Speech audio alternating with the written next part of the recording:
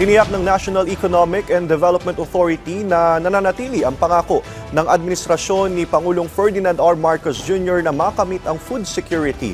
Tinututukan din ng NEDA ang presyo ng bigas sa merkado at gumagawa ng mga hakbang upang mapababa ito. Magsusumite ng rekomendasyon ng NEDA hinggil sa pagpapahaba o pagbawi ng pagpataw ng 15% tariff sa inaangkat na bigas. Ang kasalukuyang tariff ay 35% ayon sa Department of Agriculture. Inirekomenda ng DA ang pagpapako ng mas mababang rice tariff upang matugunan ang kakulangan sa supply ng bigas. Ayon kay Agriculture Assistant Secretary Arnel de Mesa, kinakailangan ng karagdagang supply ng imported rice. Ang hakbang na ito ay layong punan ng epekto ng magkakasunod na bagyo sa rice production na nagre-resulta sa higit sa 10 bilyong pinsala. Sa ganitong paraan, matutulungan ding maiwasan ang pagtaas ng presyo ng bigas.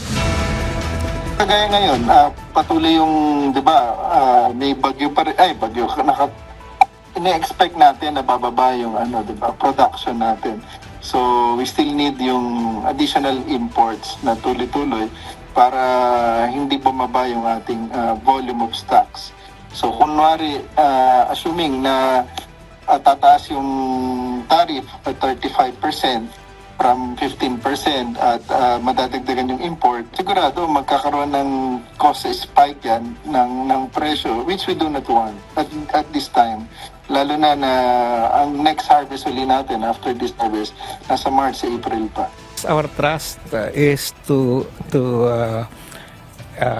continue improving food security, and yan maraming tatlong dimension yan, yung the access to food, and the affordability of food, and the availability of food in broad terms. We are focused in reducing prices.